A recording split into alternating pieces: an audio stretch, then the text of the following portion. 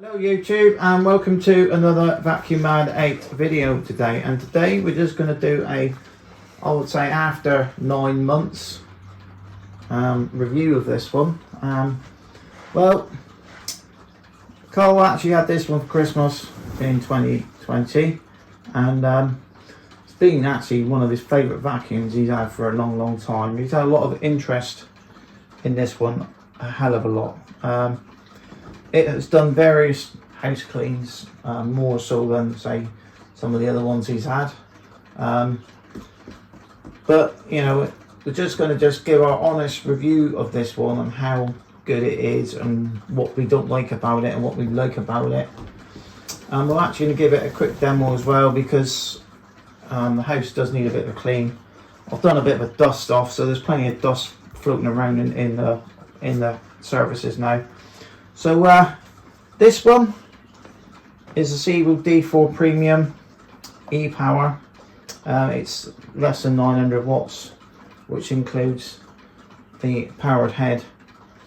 So it is a current machine. This one's actually quite hard to actually get hold of. Doesn't seem to be as popular as say an X7 or Felix, but is it better than an X7 and a Felix? Well, I would say, for me personally, the X7 in this house doesn't work that well due to the floor changes. So you've got like a carpet and you've got a hard floor, and the computer actually has to readjust every time it goes over it, and it sometimes takes a little. So it's not actually sort of what we say. If you compare an X7 to a Dyson all floor upright would be like better in my house personally than say a Sebo X7. Now a lot of people saying with the X7s and the X4s, so quick. Yeah, a lot of people say with the X7 that an X7 is great in a fully carpeted house. I would say if I had a fully carpeted house, it would be the machine that would be the one to use, because it doesn't need to adjust too much. You know, you've got a full room of one style of thickness of carpet, and then another room, so you're not losing too much. You're not going on the hard floors at all. So this one basically is very similar to a Felix, as in the motor and the floor head setup. It's more expensive than the Felix, but it does have the added bonus of the top cleaning facility. I think as well the bags hold a lot more dirt than the Felix, don't they? So what the bottom was pit the bags. And where did we get here? We got that from Performance Reviews. We would agree with him. That bag in there is like the bottomless pit. If you've ever seen Return of the Jedi, when the thing comes out the sand, that is basically what the bag is like. It's unbelievable what we crammed in it. And he's actually, this bag now is going to be demoed with practically a full bag. So we're going to go and quickly show you some of the filters and that, how it's filled up. I mean, this has done plenty of full house cleans. This thing gets used at least minimal out of its collection, normally at least once or twice a week. I mean, in the school holidays that we've just come out of, it got used for a couple of weeks. So I didn't bother getting. I think I've only actually been using my cordless because he's been getting the, you know, the actual the toys out, as the old saying goes. So as you can see, this one, he's pretty much filled this thing with paper shreddings. Paper dust does give off a lot of fine particles. Now you can look at the filter there. Look, that filter now is pretty good considering. So the bag does hold a hell of a lot of paper. We've got some dust in the bottom. So there is, as you can see, we haven't cleaned this thing. There is a little bit of dust there. So when this is that's not in paper dust. That's normal house dust. That's normal house dust. So it is seeping dust a little bit. But all vacuums with a bag would, and what it's doing, as you can see, it's just coming at the bottom of it. But I think you've been pushing this down as well, haven't you? And it's come out a few times over the seal. So it is a very clever design. That's one filter. So that's your top filter. What I took out once and it's back in the right way now. That's right. Very cleverly designed. So this one I think is around £400. I know like Sharp have just bought out their cylinder vacuum. I mean Dyson haven't really, I know for a fact that Dyson sell very little cylinder vacuums now. A lot of manufacturers do, even Sebo now. That's why possibly this one's so hard. So if you want a cylinder vacuum, you actually have to go and search for one. And I would say it's worth buying something decent. Let's have a look at this one in here. Look. That is the pre-motor filter. There is, as you can see, a little bit of black. That's the carbon dust. That's no, the it's normal. got a little bit of black particles in there. So that's obviously passed through, which is normal. So overall, so this is the clever way to lock the bag. Oh yeah. The whole filters. There's got a little piece of particles in here and dust. Right, I'm going to show you a couple of little things that Cole's learnt about attaching the tools. So just say you want to use the crevice tool. You just stick that, and this is a nice little feature, and it comes out, look. Now, so you want to get back in here, just move it part way. And it goes back in like that. So that's a nice little handy feature. And you can do this also. Yeah. So at the end of the day, possibly this is the tool that you use more than a lot of them. The dust and brush would be like for your side units. You don't really need to use a stair tool. You don't really need to use that one too much. Yeah. Only for upholstery, because you can stick the power head, as I'm going to show you now quickly. Brush it up. Yeah, that's a typical Sebo brush. So what we'll do now, we'll just show you like how you'd set up if I was going to do the stairs. So you wouldn't have this long tube on here. You would just stick it off like this. This is a couple of little tips we use. And you can stick it directly onto the machine. So you can actually really deep clean your carpet risers, can't you, with that one? Would you say this ET1 head is better than the automatic head? Probably. It is. The only thing you've got to remember is when you go over different services, so if I went in the kitchen, I'd have to adjust this one. Probably no. If I went from one rod to another, I could possibly just no, you have to turn it off for kitchen because it will just go red constantly. Right. And you can't use it on hard forward with the power head on, but the bristles on it, they're fairly stiff actually, so you know they're actually going to bring out. And it's got an easy way to take out the brush bar.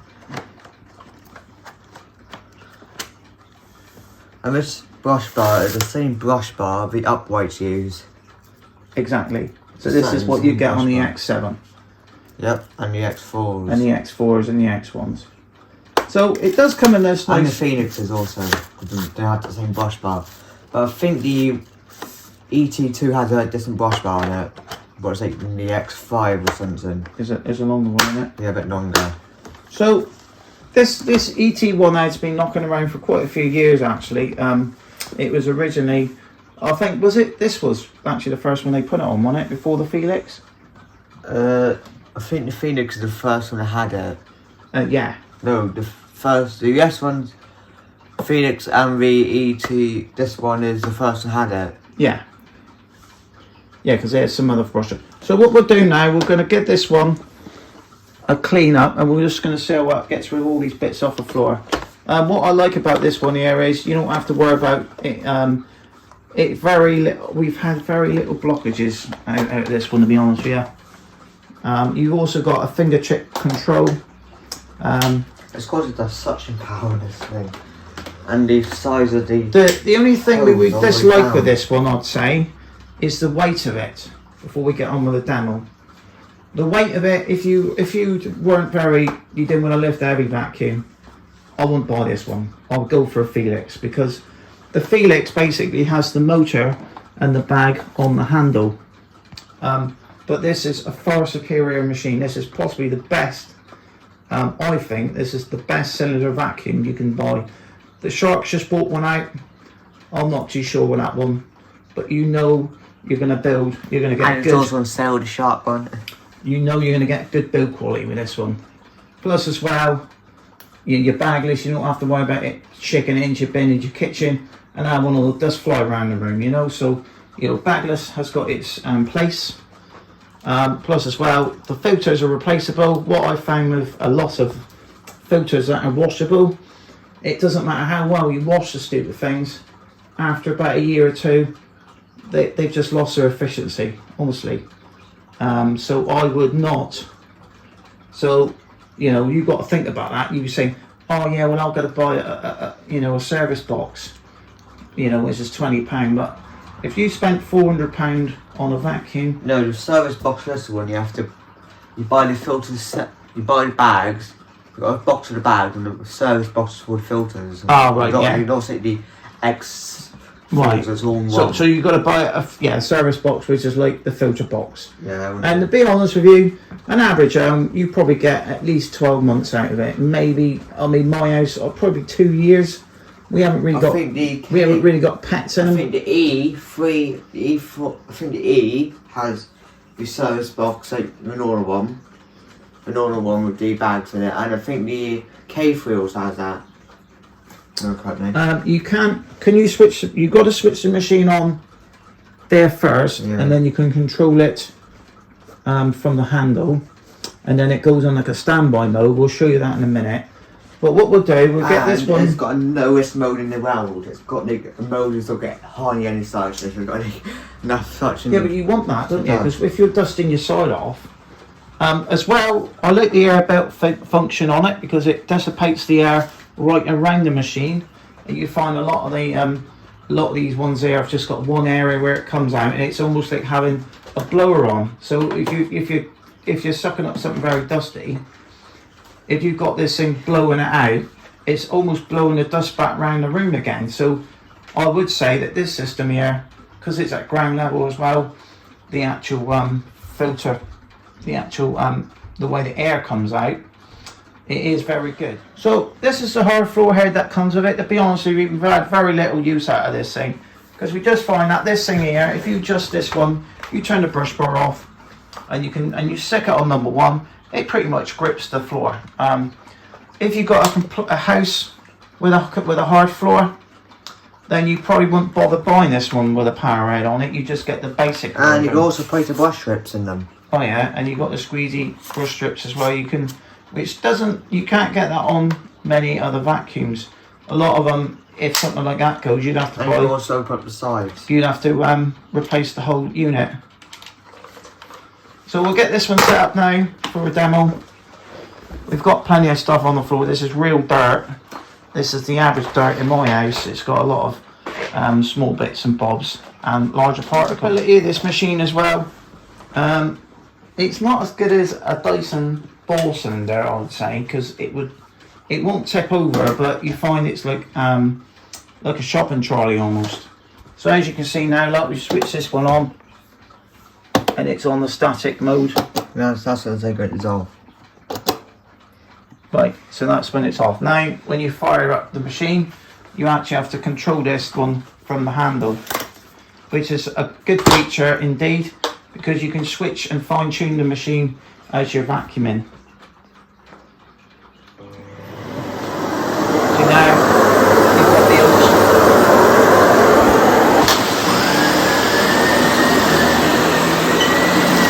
So we've got this one set on number 2. It's about right for this particular style of rug.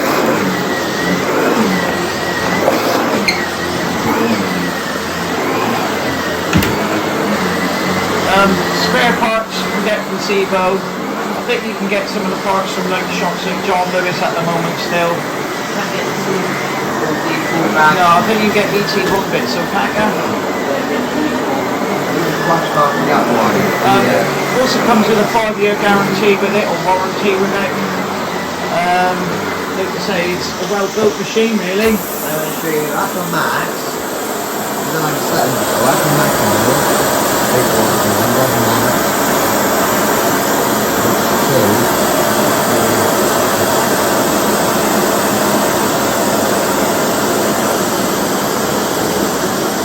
plenty of power settings on there. I think on the Felix you got like a slider on the machine, haven't you, which does something similar. So it's very quiet, and you can still. That's an OS. And to be honest, you can actually still vacuum with that. That's an OS. Because what happens is with it, That's an OS. because the power head does most of the work, doesn't it, mate? You don't need to have.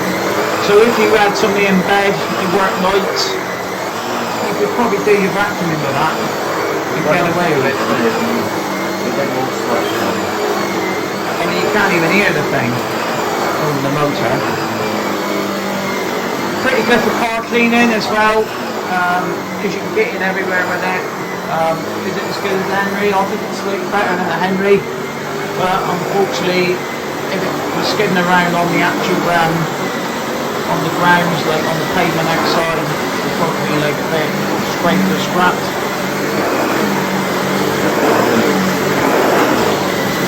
Yeah, we've had mud in here this morning. I've been potting carnivorous plants. We've got plenty of dirt in the carpet. And as you can see, it's, I don't even very tell, it's grooming the carpet. I find that with the Dyson and the cordless doesn't seem to want to do that, does it? And we still have to get something out like this just to actually comb the carpet up a bit, you know?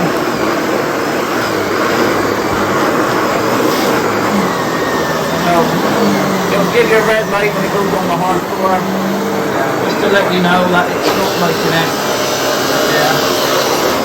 And then soon you go back up here, and you know the junction line. Yeah, you got that one. So it shows you the red light if it's closing it, basically.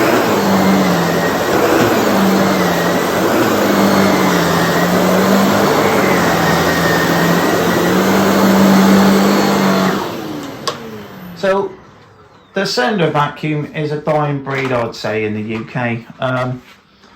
The problem is you've got cordlesses, you've got convenient vacuums, but you still cannot beat something that grooms the carpet up.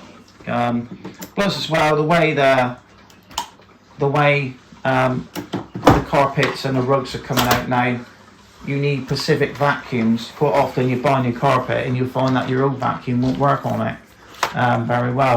This one here, I suppose you could still use them a flush because you can adjust it manually, which is a good thing. So it's very quiet. We've got it on this is using the hard floor. This is on not that hard, good. So this is very similar. I think this one will come with the base. The basic one got with a massive pipe head, medium pipe head at the basic. So now you've gone to straight suction only on this one. Very similar to a standard Henry. And the original, and the one that's gone for a power head, or it's a D4, but it's for a power head. This one here as well, this is on the max suction mode on it. It's a very quiet machine indeed. You know, so it's very versatile, this one. The Felix isn't very good with the hard floor head, is it? It doesn't stand up at all with that one, does it? I've got this one. But if you had it on the hard floor, this one here, look, and I think... No.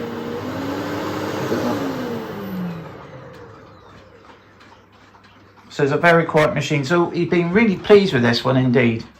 Absolutely thrilled with this one. It's been like the go-to machine. It literally lives at close quarters. It is very good. I mean, we're still on our first bag. We're actually going to get some bags of the thing because it's due for like a bag change. And we've shown you in reality how much dirt and dust has come out of this bag. So thanks for watching.